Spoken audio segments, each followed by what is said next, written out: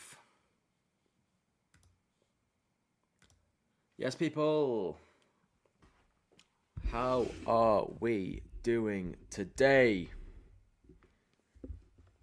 Yes, guys.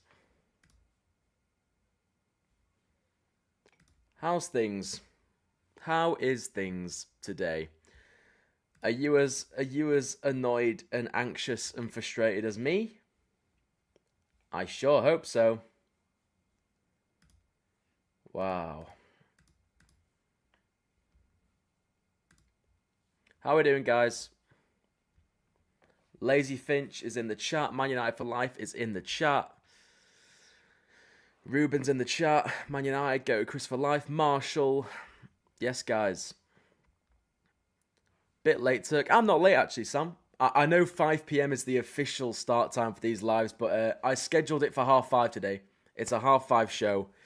Had a lot of admin to do this evening, so 5:30 was the official start time. I'm not half an hour late.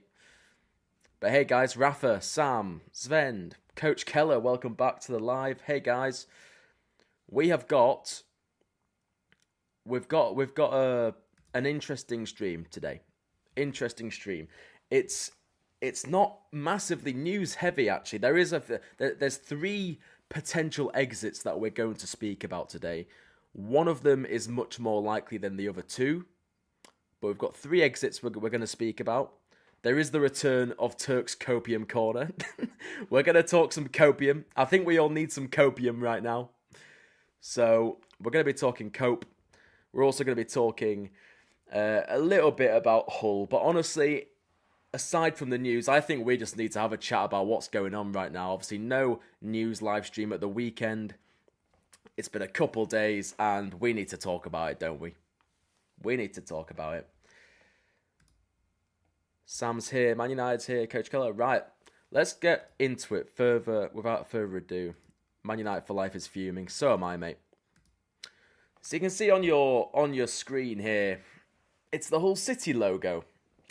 And it's the Hull City logo because we've got Hull City on Saturday. 5 days' time, Man United go to Hull City to start our Premier League season. And still, £30 million net spend. And still, it's 5:30 p.m. on Monday? Absolutely no word at all about what Man United plan to do about the blatant defensive frailties in this squad. I've been patient with Ineos. I've given them a lot of credit. You guys will know, if you watch my shorts, if you watch my videos, if you watch my lives, you guys will know I have been patient with Ineos and I have given them a chance because I thought they had credit in the bank after last summer. It isn't even just the AC Milan result and performance that has sprung this on, though. It's the fact that the season starts in 5 days' time with Santilmans and Santos as our only first-team outfield players at a £30 million net spend. Now, yes, everyone, welcome. If you haven't already, guys, by the way, please hit the like button very quickly. It's absolutely free, and it does go a long way in supporting this channel and pushing these lives out to more United fans. So if you haven't already, please like the live. 200's been a good target in the last few days. So if we can hit 200 likes today, it would improve my mood. Because, look, United need a left-back, but there's absolutely no noise whatsoever about United going for a left-back. United need that third midfielder, but at the moment, it sounds like, if anything, United are going to sign a left-back and then just ignore the midfield. Oh, rate the cap. Thank you very much, Sam. Thank you very much. I honestly, I can't believe how slow we're moving. This summer was always going to be disrupted by the World Cup, right? It was. It always was. And I am also aware that a summer transfer window can just turn in an instant. Imagine if David Ornstein drops a bomber tonight. United in advanced talks with Lewis Hall. United in advanced talks for a midfield signing. The mood will skyrocket. It will skyrocket But is there any feeling that that's coming? At least when the Tillmans and Santos deals came out of nowhere, we were like, right, let's get this midfield rebuild. We knew we were trying to sign a midfielder because we missed out on Mateus Fernandes. We missed out on Elliot Anderson. We knew a midfield signing was coming. Whereas now, there's just no noise whatsoever. I was loving it a few weeks ago. I was saying, listen, United are moving in the shadows. When's the next bomber going to show up? But I am worried now. And I'm also well aware that the transfer window doesn't close on Friday. And maybe United are sat back and thinking, right, we've got Hull first, we've got Ipswich after. United should be getting 6 points out of 6 with our current squad. You know? Maybe that is why we're just biding our time a little bit, seeing what opportunities crop up. But we really need some noise soon. We just need something, just a sniff of United just picking their next target. Because it's not just about identifying the target, then you need to negotiate for them. You need to agree personal terms. You have to get... Like, one way you can look at it, we've got Hull and Ipswich to start the season, great. Another way you can look at it, our first Champions League game's in a few weeks. Man City are coming to Old Trafford in a few weeks. And if we're not ready for that, that is absolutely criminal. I'm sorry. So I wanted to spend a bit of time at the start of this live just to vent a little bit and just let you guys know how I'm feeling. And also want to know what you guys are thinking. You know, get it in the chat. What are you feeling right now? Are you confident that United are going to get this left back in? Going to get this centre mid in? I think we will. I do think we will. It's just a case of, will it be our first choice, second choice? I don't know. Man United for life. Sign Sander Berge. I would love Sander Berge. I would love Sander Berge, honestly. I think... Because that is another thing. You've signed Youri Tillmans. You've signed Andre Santos. But you're not going to get the best out of these players if you don't have legs in midfield. Youri Tillmans... At Aston Villa, he played with Kamara, Onana, Rodgers, McGinn. All these players working hard around him. Tillmans cannot cover loads of ground. We saw that against AC Milan. He can't. We need legs next to him. And to be fair, to Santos' credit, because I think all of us being desperate for a third midfielder, it could feel like we're sort of writing off Andre Santos. We're not. I'm not anyway. I think when Andre Santos came off against AC Milan, the difference was night and day. You could see, not having Andre Santos on the pitch and replacing him with an unfit Kobbie Mainoo, the difference was huge. So I actually think Santos has had a really good pre-season and he should have a good first season at United. But he is our only number 6 right now. He is our only number 6 right now. We're going to Hull in 5 days. It's going to be Santos and Tillmans. Then who have we got on the bench for midfield? We've got an unfit Kobbie Mainoo. Toby Collier probably won't be on the bench because he's about to leave. We're going to talk about it in a second. So it's going to be Kobbie Mainoo and then probably Tyler Fletcher. Jack Fletcher. Brilliant. Fantastic. Yay. Great. Doesn't scream Premier League level, does it? Never mind Premier League challenging. When's the draw? Sam, the draw's just under 2 weeks for the Champions League. I think sign Chouameni. Yes. Just put your balls on the table, man. Just put a bid in. This is the thing. We know United have inquired about Lewis Hall. Submit a bid. Just make a play. What are we doing? Bloody board members sat around the table playing Uno for the last month. It's clear we need signings. Yep, completely agree, Rowan. Completely agree. Ideal. Time to cash in on Bruno while we can and invest in other areas. Left back. We don't need to cash in on Bruno. Not a chance. And we're going to talk about that in a second because there's been some exit talk about Bruno today. We're going to talk about that. We don't need to cash in on Bruno. £30 million net spend.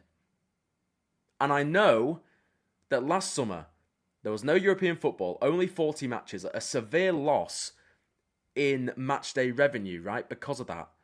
And we spent over £200 million. That Benjamin Sesko deal was a massive surprise. I don't think we could afford that. I'm well aware of that. But you've just got to deep it. You've got to think about it. They cannot pull the wool over our eyes. We've just recorded a record year for revenue. Record year for revenue. and profit. We've sold Rasmus Højlund, £42 million. We've got, £10 million for Mason Greenwood. We've offloaded Casemiro's wages. We've offloaded Jadon Sancho's wages. Andre Onana's wages. The Amazon documentary, for God's sake. What's that, like 20 million?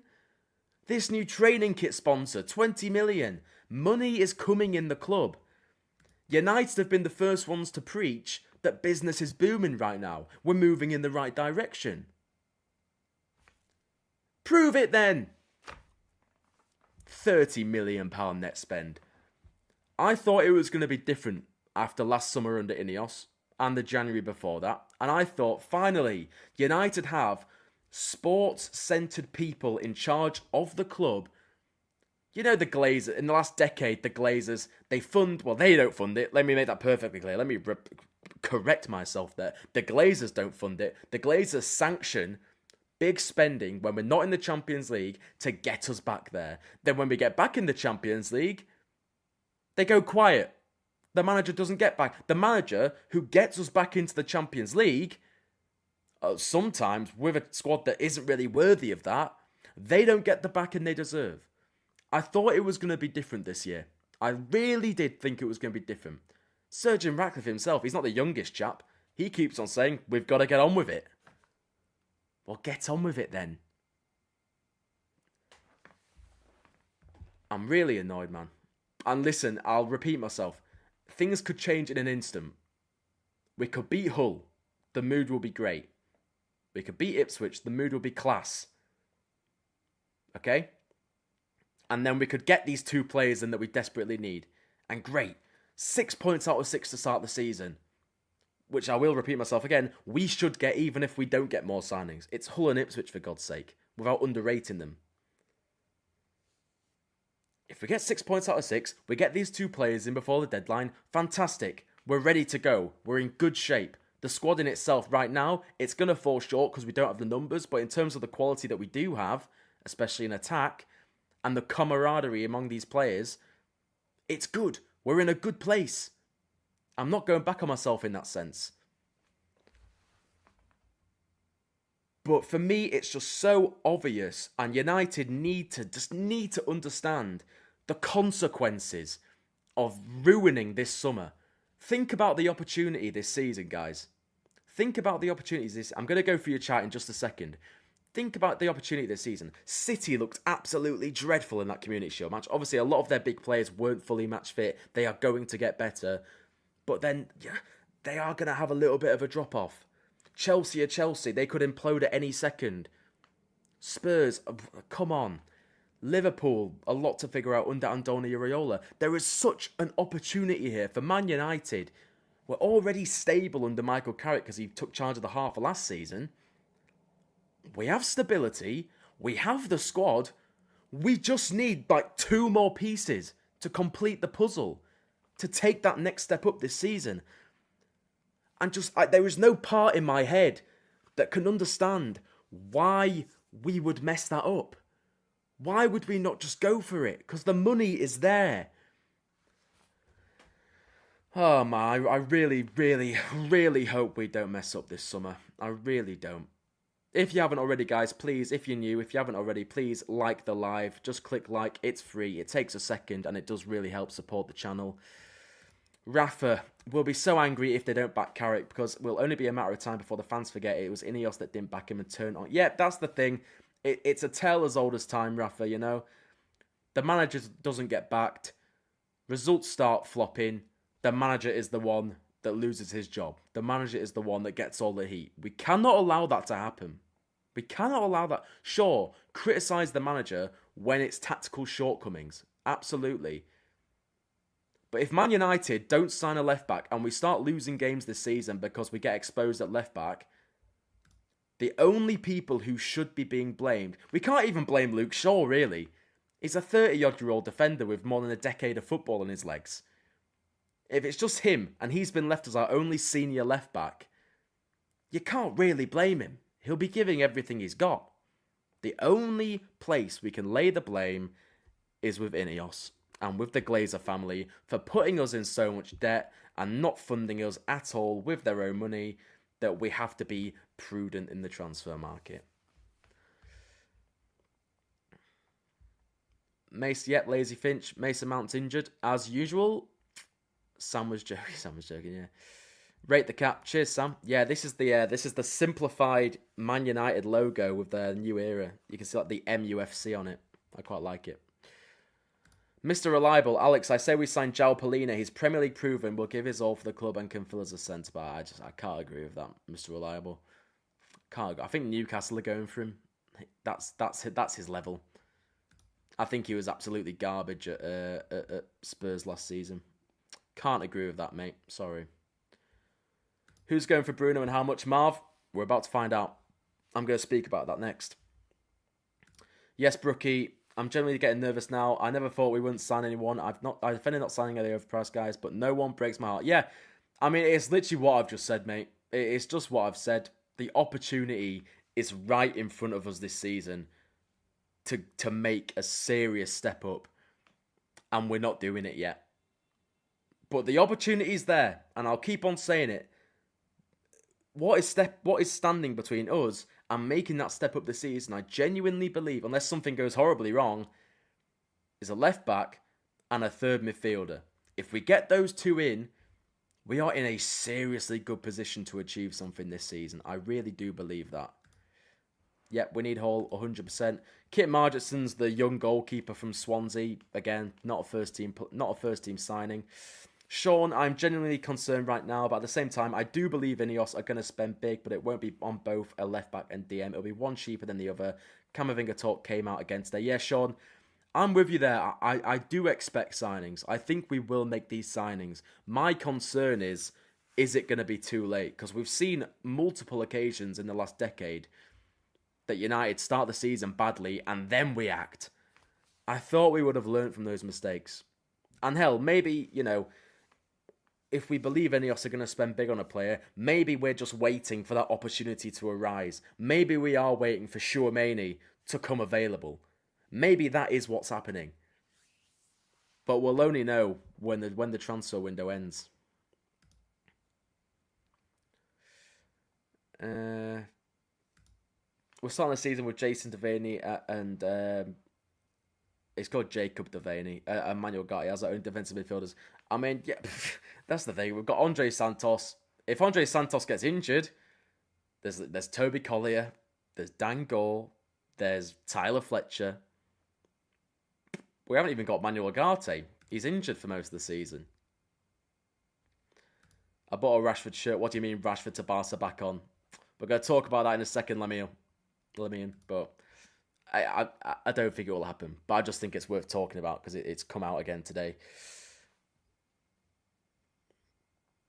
We're getting Eddie Howe if Carragher gets the sack. I wouldn't be up for that.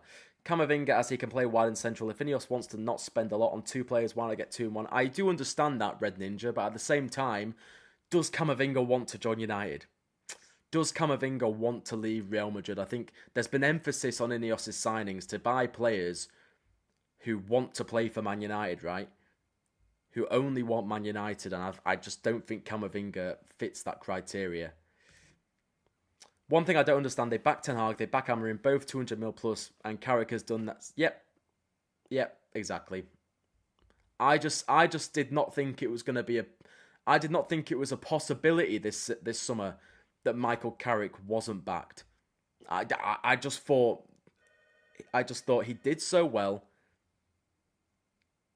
but no. There's still time. That's the only saving grace. There is still time. Right. I've done a video today. It went out at like 1 p.m. I've looked at United's Dream 11. Well, United's Dream squad, I should say, that we would have hoped we took to Hull at the weekend. And I've also looked at the reality. The squad that we will be taking to Hull at the weekend. So if you want to go check that out, that went out at 1 p.m. It is quite different. I will say that. It is quite different. Why don't you just call out Sir Jim, you spineless coward? What have I just been doing for the last 20 minutes? I presume you've just joined the live. I've literally just spent the last 20 minutes criticising the business so far. So, I don't know. Yeah, whatever. Anyway, Bruno Fernandes. There are no narratives here. There's no, you know, I'm just here speaking my honest opinions about this situation. Who is happy about it right now? No one can be happy about it right now. Yes, J United Info, welcome back to the live. Why the delay? There was no delay today. Like I did schedule the live for 5:30. I just had a lot of admin to do this evening, so just had to push it back half an hour. I wasn't half an hour late though, I promise. Anyway, Bruno Fernandes. This is the noise coming out today about Bruno Fernandes. Galatasaray, this is from James Ducker of The Telegraph. Galatasaray are prepared to double Bruno Fernandes' wages in a bid to entice him away from Man United. All this time we've been waiting for some transfer talk. The transfer talk we get, and let me tell you, this is the most concrete transfer talk we've got today. It's about Bruno Fernandes leaving the club. It's about Bruno Fernandes leaving the club. Anyway, Galatasaray are preparing a £50 million offer, including add-ons. That's around £43 million. United, adamant Bruno Fernandes is not for sale, obviously. The release clause, which was, I think, like 57 million, the release clause in his deal this summer expired last month. So there's obviously been that release clause that we all knew about. That's expired. So that release clause, I think was it for any club apart from a Premier League, any club outside the Premier League, £57 million, £57 million, that's expired now. So no one can trigger Bruno's release clause. Galatasaray are preparing a £43 million offer. United are saying Bruno Fernandes is not for sale. And bloody rightly so, if you ask me. This is another thing from Simon Stone. Manchester United intend to reject any offer for Bruno Fernandes before next month's transfer deadline. Galatasaray reportedly prepared to offer up to £43 million. Senior sources at Old Trafford insist Galatasaray would be wasting their time. Bruno is not for sale. And damn right he's not for sale. Absolutely he's not for sale. In the position we're in right now, why would you even bother suggesting, can we take Bruno Fernandes away from you? Sorry, I keep on taking my earpod in and out because my doorbell just went off like 5 minutes ago, and I am just checking that the landlord's not like barging in or something because, yeah, that happened the other day. It scared the shit out of me. I was getting out of the shower, and there was just like a random man in my kitchen, and it was the electrician. My landlord had the wrong phone number, so he didn't give me any notice. Nearly shat myself on the carpet, I'm not going to lie. But anyway, that is an image that no one wants. That is worse than United's transfer window so far. But yeah, Bruno Fernandes is not leaving. Let's just rule that out right now. That's not happening. Collier to West Brom. We're talking about that in just a second. We're going to have even less midfielders to choose from. Fantastic. Turk, would you take 150 mil for Bruno exit? No. Why would? Okay, let me ask you this, guys. Get it in the chat. Get your honest answer in the chat. If we sold Bruno Fernandes for £150 million, who would you go out and buy to replace him? Who would you replace Bruno Fernandes with at this stage of the summer transfer window? The season starts on Saturday. Who would you go and get? Get it in the chat now. Who would you go and get? And I bet you I can shoot down every single one of these suggestions because they'll be unrealistic or they just would not be an upgrade on Bruno. He'll be attacking midfielder Bruno. Yep, no one. Well, if he is sold and we don't replace him, it will be Xerxes, right? Or Mount. Or Tielemans. And then we will be starting Tyler Fletcher in the Premier League because we don't have another midfielder. Sean, Toby Collier, yep. We're going to get on Toby Collier in just a second. Swap deal, Osimhen for Bruno. Osimhen's not a number 10, so no. They're going to sell Bruno and no transfer. No, we're not going to sell Bruno. Not a chance. Not a chance we're going to sell Bruno. Turk, 90 million for Bruno. Nope. Hopefully Bruno retires at United. I completely agree. What's he got, is it? It's this season, and then does he have the option of an extra season? So technically 2 years left. I think if it gets to like Christmas, and Bruno is just doing bits again, which he should be, with Tielemans now playing behind him, I think we try and get him tied down to a new contract. I really do. Because he just has that build of a player like a Modric who could play until he's like 40, realistically. As long as Bruno Fernandes is putting up the numbers that he is at United, we need to keep him. Here we go. Vitinha. Why would he leave PSG for Man United? Adama Traore, Lazy Finch, you need to give your head a wobble, son. You need to give your head a wobble. Arda Güler, not a chance. Nowhere near the level of Bruno. Bellingham, now that would be the dream. Say if we do get rid of Bruno in like the next year or two, Jude Bellingham, finally bringing him to the Premier League at Man United, that would be the dream. But this summer, not a chance. First Glazer, the Glazers will take half of it for themselves probably to invest in their stupid little NFL team. Bellingham for Bruno. Bellingham would be the dream replacement, but we're not going to attract Jude Bellingham unless in, a year or two, we're challenging for the Prem, we're in the Champions League. You know? Because let's be honest, City will be interested in Bellingham as well, because they're interested in everyone. You know? And we hate to say it, but it's true. Right now, footballers these days, especially of the age of Bellingham and Elliot Anderson, they do not care about United's history. Some do, of course they do. But a lot of the time, the top players could not give a monkey's arse about United's history and United's legacy. Sir Alex Ferguson. Because those players that age, all they have known growing up is Man City dominance. It's Liverpool dominance. So those are the clubs they want to join. And that is why Man United just need to get back on top as soon as possible, because it's going to become harder and harder to attract players. At what point does the Fergie juju end? Do you expect JJ to make his Premier League debut later this season? I think he could in like the second half of the season. I don't think he'll be starting for us this season, though. It'll be like a bench cameo. I think we're much more likely to see him in like a cup game or like a throwaway Champions League game. You know, like if we're at home to like a pot 4 team from Slovakia, maybe we see JJ then, but I don't think we can expect to see him, you know.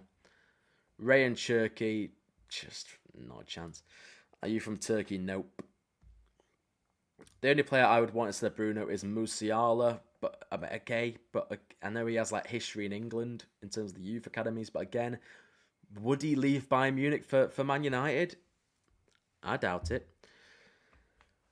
Just joined. What's happening with Bruno? Trevor, Galatasaray are preparing an offer worth around 43 million for Bruno, but United have basically said he's not for sale. United won't be selling him.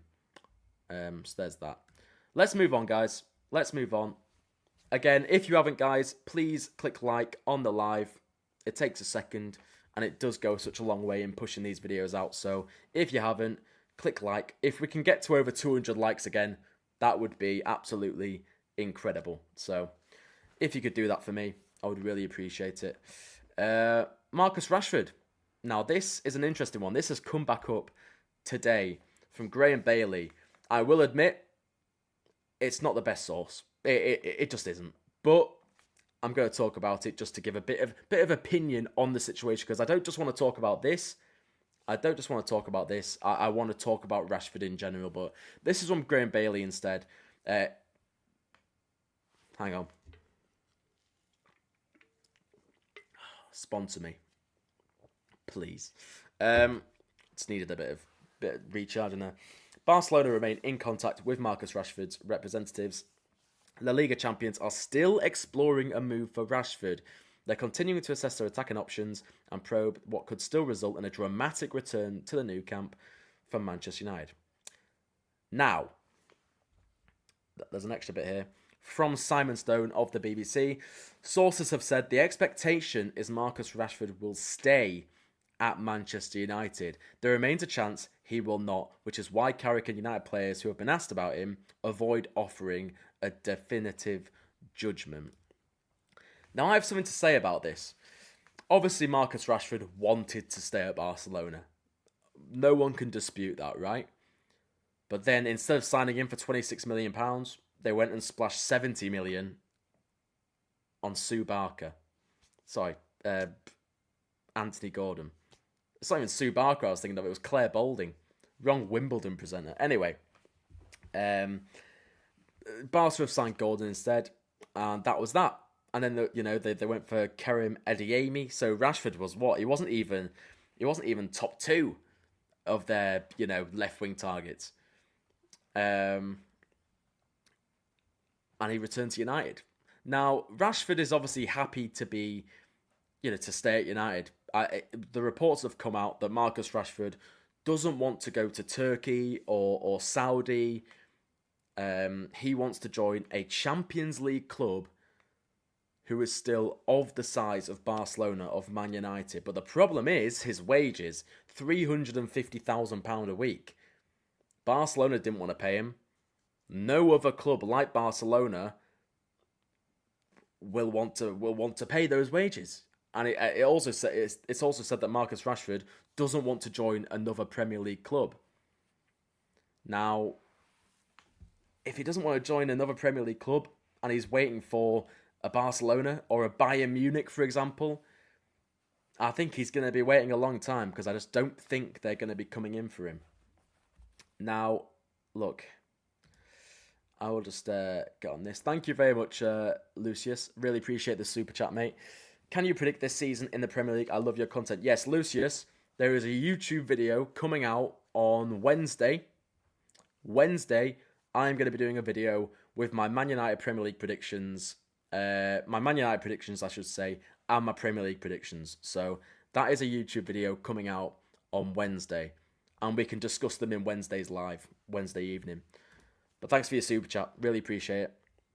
Anyway, Marcus Rashford. He's waiting for a top European club to come in for him. No top European club can afford him unless they're in the Premier League. But it's said that he doesn't want to stay in the Premier League apart from if it's with Man United. So, listen, the reports... I'm finding this quite difficult. Because obviously he's returned against AC Milan. He's back on the pitch. Does anyone else not get the sense that Marcus Rashford just doesn't really want to be here still? Like, he's never been the most outgoing of personalities, right? But I don't know, every time I see Marcus Rashford in training clips, in behind the scenes clips when the players are pissing around on Instagram, it just seems that something feels off with Marcus Rashford.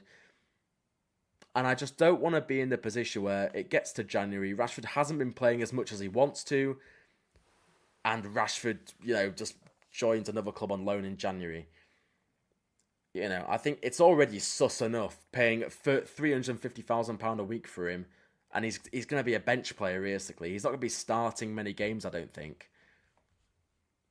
Now, I will say it again. I'm fine with Marcus Rashford staying. If his head is in it, if his heart is in it, I think he could be a very valuable player for us this season. Imagine needing a goal with 20 minutes to go against a tiring defence, and you can bring on Ahmad and you can bring on Marcus Rashford on both sides. Amazing. Like what an option that is to have. But I don't know. There's just a vibe. There's a vibe right now. I'm not feeling it. I'm not. And maybe once the transfer window closes and he definitely is staying, maybe then we can just get down to business. But I just get the sense that if Barcelona came in from tomorrow and said, right, we'll pay 30 million, we'll pay you your wages, come play for us, he would drop United in an instant. And I just think it's that I'm not a big fan of, to be honest.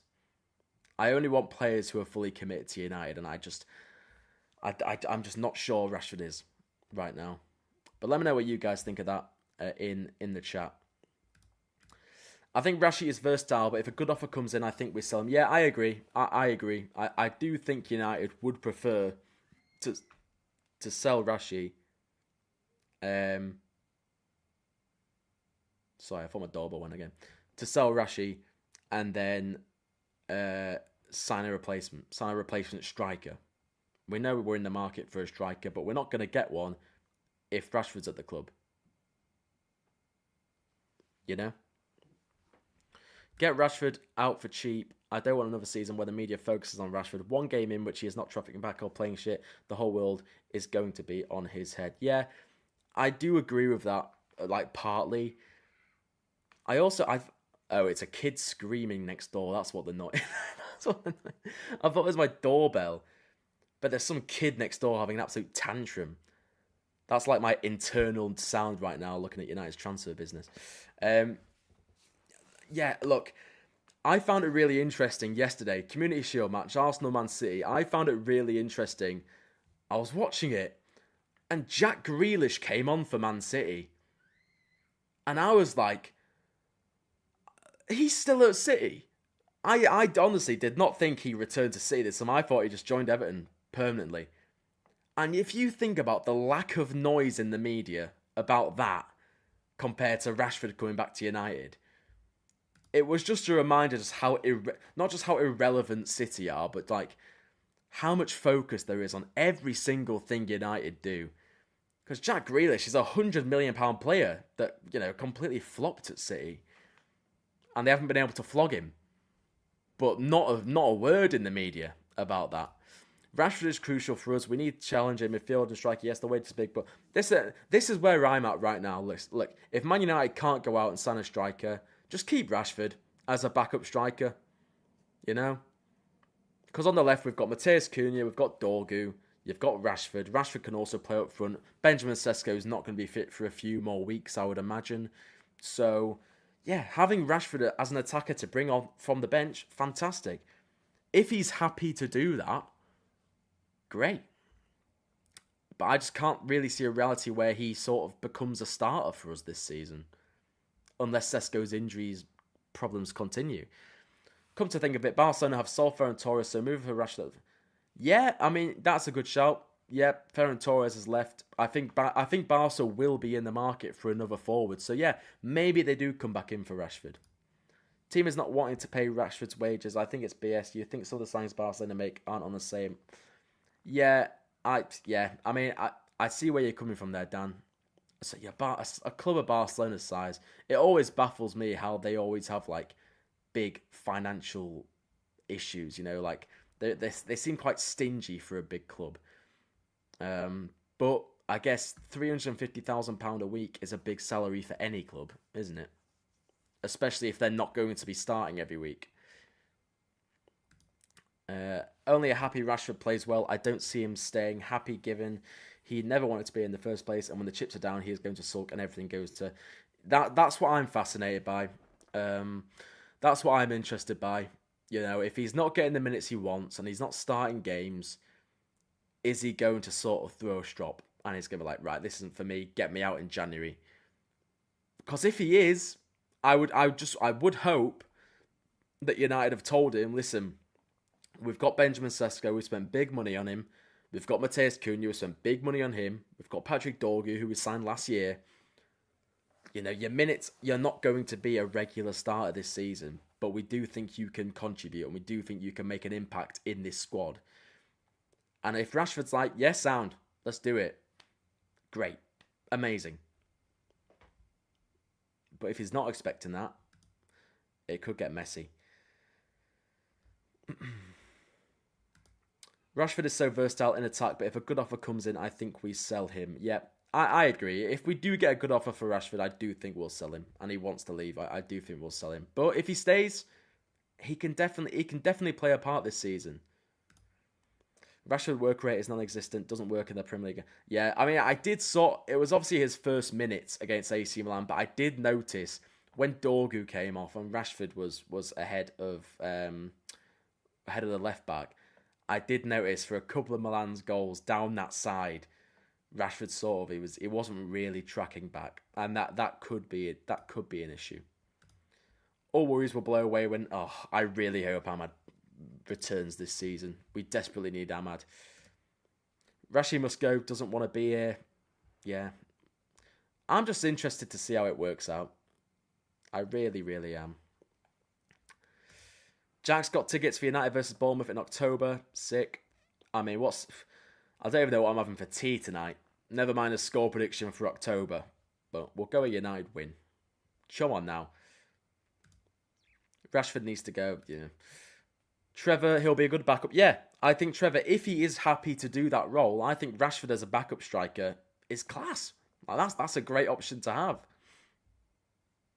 But we'll see. We'll see. I think things will become a lot clearer when the transfer window closes. But as long as the transfer window is open, I think it's going to be sort of up in the air. Sean, yes, completely agree. He's a great option to have on the bench, but I do believe Cunha would get... Yeah, absolutely. If his heart is in it, great option to have, but we need another... That's the... Yeah. If Rashford stays and he's up for it, I don't think we do need another striker. I don't even want to think about signing another striker before getting a centre mid or a left back in. Have you got a season ticket? I do, yeah. I'm so excited to get back. Next weekend, man. Bring it on. Ipswich. Going to batter them. Right. Mr. Toby Collier.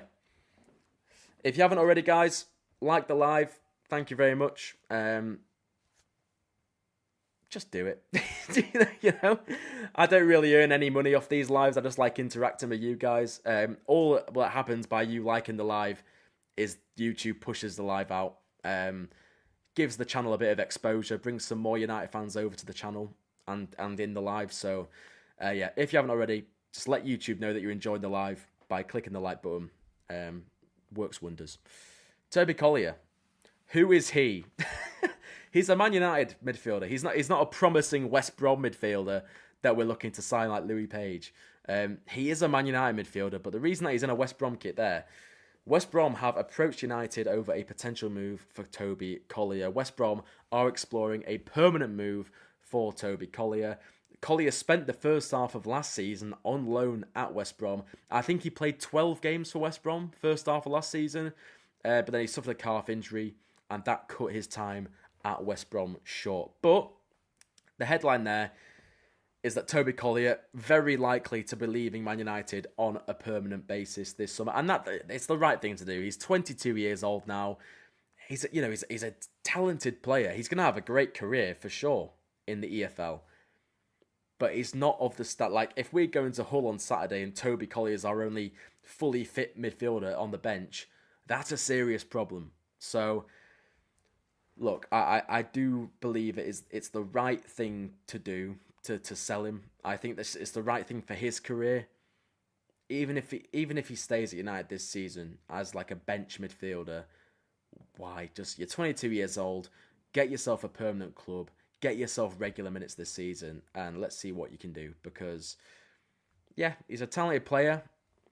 But right now, I think Collier is looking like the most likely exit.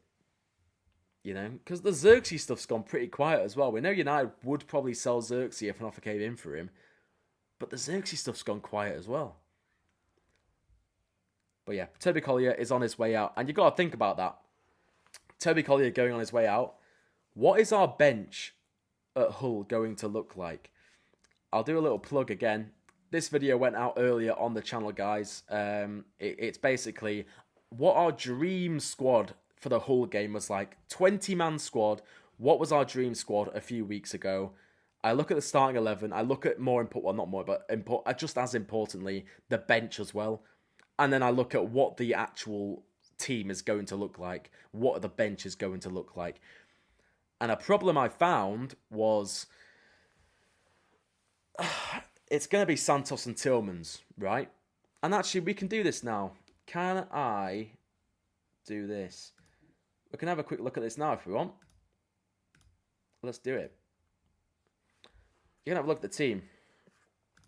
And you can see this right here. This is what I believe is the likely Man United 11 to face Hull on Saturday. You got Lomans, you got Dalot, Maguire, Heaven, Shaw. The midfield, Andre Santos, Tillmans, Fernandes, and an Ahmad, Dorgu, and an Mbeumo. I think that is very likely to be the team. Because Cunha's not match fit, Rashford's not match fit, Sesko's still injured. Well, Sesko's back in training, but he's not going to be anywhere near match fitness, is he? Mainu's not fit, so Mainu's going to be on the bench. But my problem is, say if Tillmans gets injured in like the 30th minute, or if Santos gets injured in like the 30th minute, what are we going to do? Because I don't think Mainu has a full Premier League game in his legs yet. Not a chance. Bruno Fernandes has only played, a few pre-season games. Are you going to drop Bruno deeper and bring Xerxes on? Or bring Lacey on? I don't even think Lacey's going to be in the squad. I don't think Lacey's going to be in the squad, to be honest. Because if you've got Ahmad, Dorgu, and Boomer starting, on your bench you're looking at Xerxes, you're looking at Rashford, you're looking at Cunha. I don't think there's going to be Lacey as well. I think we're going to have two midfielders on the bench. One of them's going to be an unfit Kobbie Mainoo. And then what's the other one? What is the other one going to be? We need to sign a midfielder. It's just so obvious. It's so obvious. We need to, because right now it's Mainoo and what? Even if Mainoo was fully fit, we'd need another midfielder on the bench. Okay, Mason Mount, but he's injured. Wow, what a surprise. Mason Mount's injured for the start of the season. Who would have thought that? It's going to be Tyler Fletcher. And I think we've all learnt by now that Tyler Fletcher is not ready to be starting or to be playing for United in the Premier League. Nor is Jack Fletcher. We need a midfielder. As simple as that. And if you think about, if everyone's fit, who is going to be starting in defence? I love Aiden Heaven, and I think Aiden Heaven is ready to be starting Premier League games regularly for United. I love him. But let's be honest, if Lisandro Martinez is fully fit, we're going to be playing Martinez. But playing Martinez and Shaw next to each other is just friendly fire. Especially if you've got Maguire at the back as well. Even Dalot, who's not especially blessed for pace. We have, honestly, I can't believe we're at this stage. 5 days to go until the season, and this is what we're looking like. The defence, the lack of depth. It's just startling. It's massively concerning, man. We needed Kone and Lewis Hall, but yeah, I mean Trevor. We need a left back. We need a midfielder. Is it too? Well, obviously, it's not too late because the transfer window's not closed for another 2 weeks. But I would be surprised if either of those came in before Saturday. We just need to pray that we don't suffer an injury on Saturday. We could try getting Baleba. I would love Baleba, Sean. I still think Baleba would be a great signing for United in terms of the traits he has. Everyone's forgot. I haven't forgot Yoro, but I think we're more likely to see Maguire next to Heaven than Yoro next to Heaven, in my opinion. I just think Maguire and Heaven is a more balanced partnership than Yoro and Heaven, because you got to think about the air. Like in an ideal world, Yoro has a big season for us, and he gets better aerially. Because one of his weaknesses right now, he's a tall kid, but one of his weaknesses right now is aerially. He gets bullied in the air quite a lot. Having Yoro and Martinez as the partnership, I don't think that would work. I don't think that would work. I think you need an aerial presence, whether that's Maguire or Heaven. And I just don't think Carrick will play Heaven and Yoro together because that's just a very young back two. But I think we need to put our faith in one of them. You can play Maguire and Yoro. Put Yoro on the right, Maguire as the left side centre-back. You can do that as well if you want. Balaba's not shy. Balaba's not shy. He had a bad season, but he's not bad. He really isn't. I think he's going to prove a lot of people wrong this season, Baleba. I really do. And hey, if we don't sign him this summer and he has a good season, he only has 1 year left on his contract next summer. So maybe if we wait, we bide our time. Oh, where have I gone? Maybe if we wait and we bide our time, we'll be rewarded, next season, next summer. Get him for a bit cheaper. Collier going could mean that Ineos now step up for the need for another centre mid and is so sorely needed. At this rate, come Hull. That is actually a really nice segue. That's actually a really nice segue, Sean. Because it's time. It's the return of Turk's Copium Corner. The live hardcores will have seen this before. It's a segment we do on the live sometimes. If I've got a little bit of sniff of copium, I'm going to lay it out there for you guys. I'm going to try raise the vibes. I'm going to try raise the morale. And we're going to try make something out of nothing. All right? Now, we need to manifest this. So if you haven't already, like the live. Like the live right now, or the magic doesn't work. If you like the live, this is going to happen. It's time for Turk's Copium Corner, brought to you proudly by Monster Energy. Sponsor me, please. If any of the 151 people in here right now work for Monster, please call me. Alright, this is what we're looking at. So Sean there says, Collier going could mean that Ineos now step up the need for a midfielder. How about this? Simon Stone in the BBC. The intention is for Harry Amas to leave. Sources are feeling a loan is more likely than a permanent exit. I think it is safe to say that Man United are dead set on getting rid of Harry Amas this summer. Whether that's permanently, whether that's on loan, Man United's plan is to move on Harry Amas this summer. Now, my question for you, why would we be looking to get rid of Harry Amas if Luke Shaw is our only left back? Luke Shaw's our only left back. Diego Leon's not ready for first team football, clearly. Patrick Dorgu's a left winger in Michael Carrick's eyes. Why would we be moving on Harry Amas? Because we're bringing another left back in. We are signing a left back this summer. We just are. It's happening. We are. Could it be Lewis Hall? Could it be David Raum? I like David Raum as an option. If you can't get Lewis Hall this summer, David Raum, 28 years old, German international, Bundesliga, very experienced. He's playing rapid wingers every week. It's a physical league. I think he would do a brilliant job at left back for United this season. If Harry Amas leaves, Man United will be signing a left back. Because honestly, I said it at the top of the live and I'll say it again. I feel sorry for Luke Shaw. I feel sorry that we are genuinely entering this season expecting Luke Shaw to play 2 games a week. Because we are. Right now, that is literally what's happening. Luke Shaw is our only senior left back. Sure, we have Nusem Mazraoui who can play there as well. Diogo Dalot can play there as well. Fine. But oh, he's going to get injured this season. I would bet my Monster supply that he is going to get injured this season. And when he does, right now the alternative is not going to be pretty. Because sure, Mazraoui can do a job at left back for Morocco. Of course he can. But you need a left-footed left back who can bomb up and down the flank, who can get crosses in for Sesko. And we don't have that. Especially if Amas leaves. So that's Turk's Copium Corner.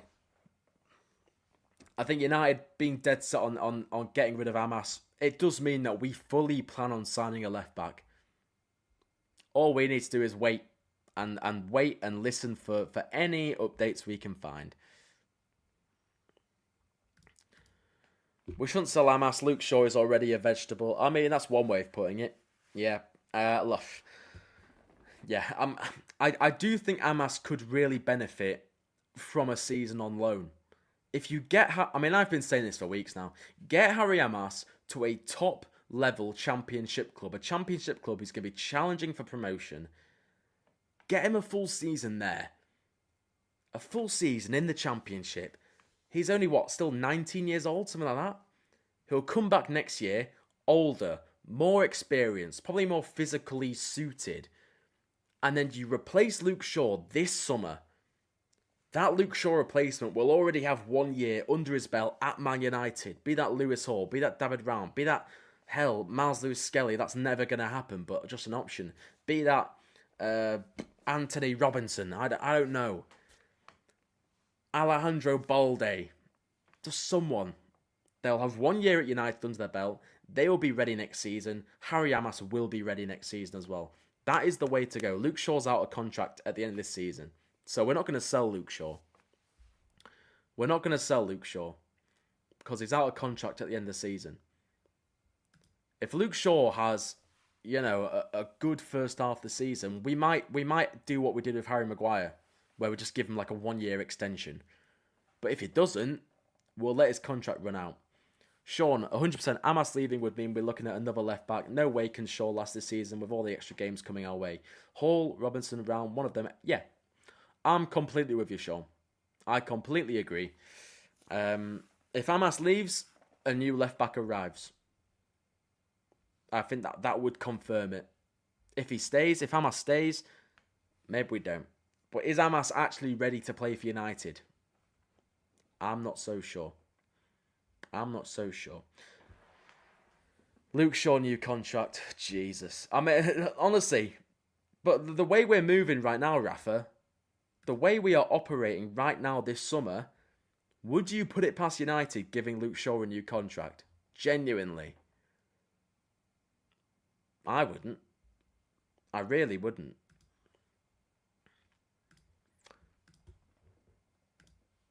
Right, we've got about 3 minutes left of the live show. That is everything I wanted to speak about today, guys.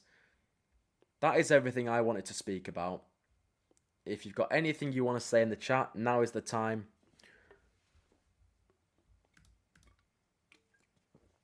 Out of all, how are we going to handle Bruno's workload? Bruno's a machine. Bruno's just an absolute engine, man. Bruno can cope with 2 games a week. Absolutely. And if you need a breather, bring Shea Lacey on.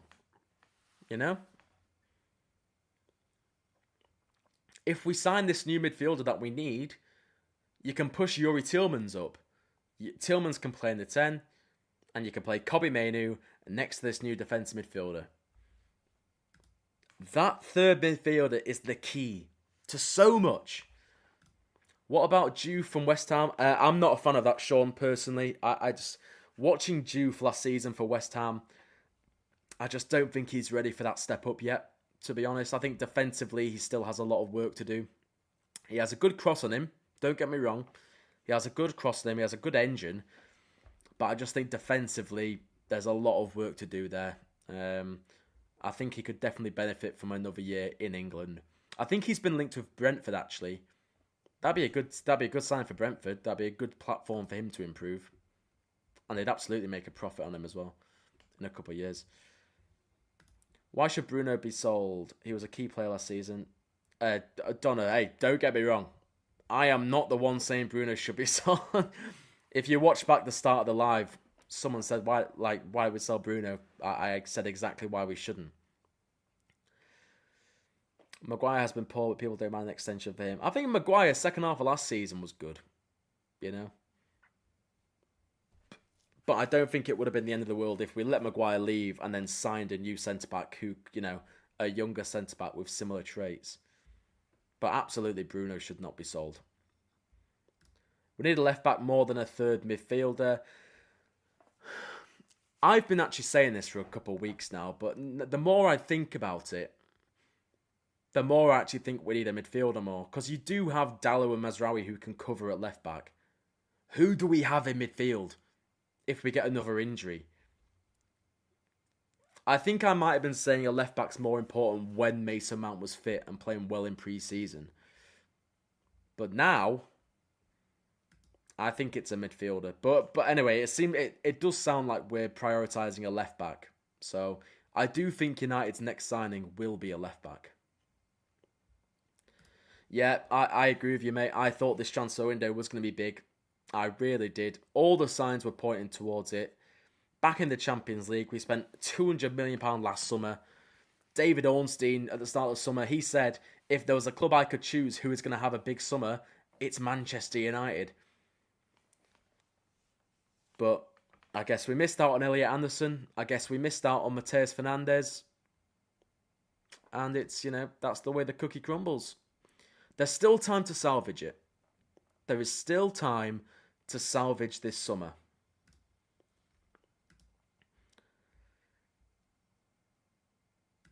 I agree, Donna. I agree.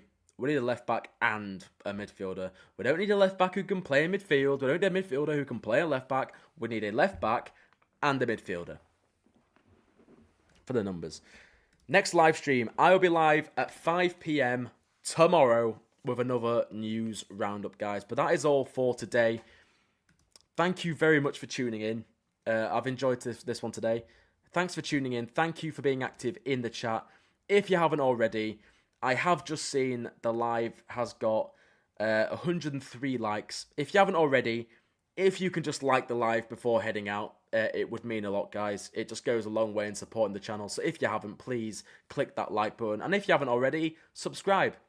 Daily United videos, midday, every single weekday. And there's a daily news roundup live every night at 5 p.m. So make sure you come back tomorrow for that. Check out the video tomorrow as well. My Premier League prediction video and Man United season predictions video is coming on Wednesday. So I'll remind you again in the live tomorrow. But yeah, that's coming on Wednesday. My Premier League predictions and United predictions. Spoiler alert. I think you might like what I've got to say about United, actually. You might be pleasantly surprised. But that's all for now, guys. Thank you very much for tuning in. Really appreciate you all watching and getting involved. I'm enjoying these lives. This is week 2 of the lives on TurkTalksFC. I hope you've enjoyed them as well so far. And yeah, I'm going to go to the pub. It's pub quiz tonight, so I'm going to go and enjoy that. All right, guys. Thank you very much. Love you lots. Bye-bye.